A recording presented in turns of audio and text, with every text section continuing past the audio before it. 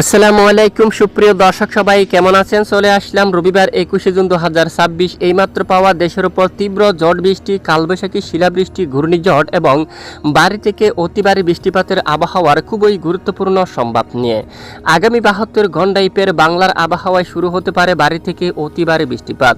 রংপুর, ময়মনসিংহ এবং সিলেট বিভাগের অধিকাংশ এলাকায় ভারী বৃষ্টিপাতের প্রবল সম্ভাবনা রয়েছে। ভারী বৃষ্টির কারণে কিছু কিছু এলাকায় একেবারে জলবদ্ধতা তৈরি হওয়ার সম্ভাবনা থাকবে। এদিকে খুলনা, বরিশাল ও চট্টগ্রাম বিভাগের বেশ কিছু অঞ্চলে পরবর্তী 72 ঘণ্টার মধ্যে ব্যাপক আকারে মেঘমালা সক্রিয় হয়ে উঠতে পারে। একই সঙ্গে দক্ষিণ উপকূলীয় জেলাগুলোর উপর মাঝারি থেকে ভারী বৃষ্টিপাত হওয়ার সম্ভাবনা থাকবে।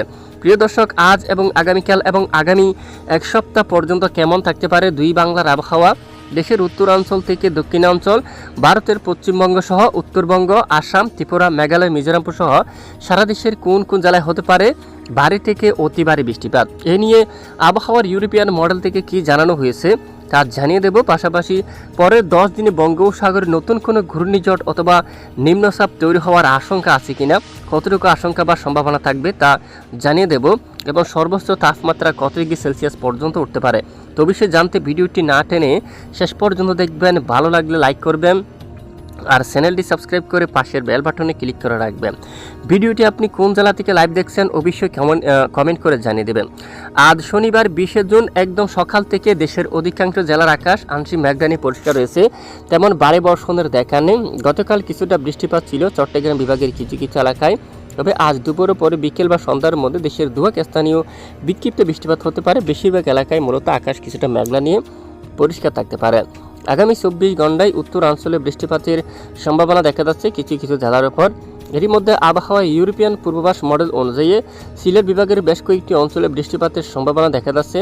জয়ন্তিয়াপুর, চরকায়, জাকিগঞ্জ, কাকদম, তারপর এদিকে সিলেট, চাতকবাজার, পেনারবাগ এবং বিশনবাপুর, নেত্রকোনা, বাগমারা এই অঞ্চলে হালকা থেকে মাঝারি ধরনের বৃষ্টিপাতের সম্ভাবনা দেখা যাচ্ছে।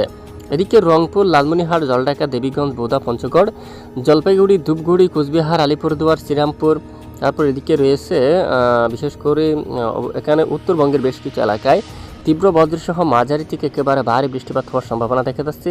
ময়মনসিংহ বিভাগের অধিকাংশ এলাকায় মাদান, ময়মনসিংহ, ত্রিশাল, জলকাত্র, পোলপুর, নালিতাবাড়ি, বাগমারা, নেত্রকোনা, পেনারবাগ, বিশনবাপুর এই এলাকায় একেবারে মাঝারি থেকে বজ্রসহ ভারী বৃষ্টিপাত হওয়ার সম্ভাবনা দেখা যাচ্ছে।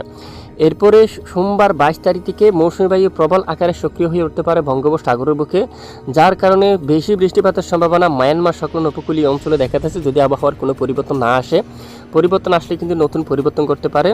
এদিকে উপকূলে আকাশ মেঘলা থাকবে একেবারে ব্যাপক আকারে, বর্ষার মতো করে কিন্তু আকাশ মেঘলা থাকবে, সঙ্গে উপকূলবর্তী অনেক এলাকায় হালকা মাঝারি ঝিরিঝিরি বৃষ্টিপাত হওয়ার সম্ভাবনা থাকবে। পশ্চিমবঙ্গের দিকে আপাতত বৃষ্টিপাতের আভাস পাওয়া যাচ্ছে না, তবে দুয়াক এলাকায় বিক্ষিপ্ত বৃষ্টিপাত থাকতে পারে। এছাড়া দেশের এদিকে দক্ষিণাঞ্চলে চলমান মূলত বিক্ষিপ্ত আকারে বজ্রসহ বৃষ্টিপাত চলতে পারে প্রতিদিনই। তো দেখুন, এ হচ্ছে মূলত আপডেট। আর ইতিমধ্যে বঙ্গোপসাগরের দিকে যদি আমরা একটু নজর করি, আপাতত বঙ্গোপসাগর স্বাভাবিক থাকবে, তবে আগামী 72 ঘণ্টায় বঙ্গোপসাগর উত্তাল পরিস্থিতি তৈরি হতে পারে এবং বেশ কিছু স্থানে প্রায় ঘন্টায় 50 কিলোমিটার উপরে দমকা বাতাস কিন্তু প্রবাহিত হওয়ার সম্ভাবনা থাকবে। বাংলাদেশের বেশ কিছু এলাকায় ঘন্টায় 40 কিলোমিটার বেগে দক্ষিণ দিক থেকে দমকা বাতাস কিন্তু প্রবাহিত হওয়ার সম্ভাবনা দেখা যাচ্ছে। দিনের সর্বোচ্চ তাপমাত্রা যদি আমরা একটু দেখি, রাজধানী ঢাকার দিকে প্রায় 29 ডিগ্রি সেলসিয়াস বা 30 ডিগ্রি সেলসিয়াস পর্যন্ত দেখা যাবে, এবং খুলনা, বরিশাল এদিকে প্রায় 30 ডিগ্রি সেলসিয়াস পর্যন্ত তাপমাত্রা থাকার সম্ভাবনা থাকবে। আর এদিকে সিলেট, এদিকে ময়মনসিংহ এবং এদিকে বিশেষ করে রংপুরের দিকে 28 এবং কিছু স্থানে প্রায় 30 বা 31 ডিগ্রি সেলসিয়াস পর্যন্ত সর্বোচ্চ তাপমাত্রা যাওয়ার সম্ভাবনা দেখা যাচ্ছে।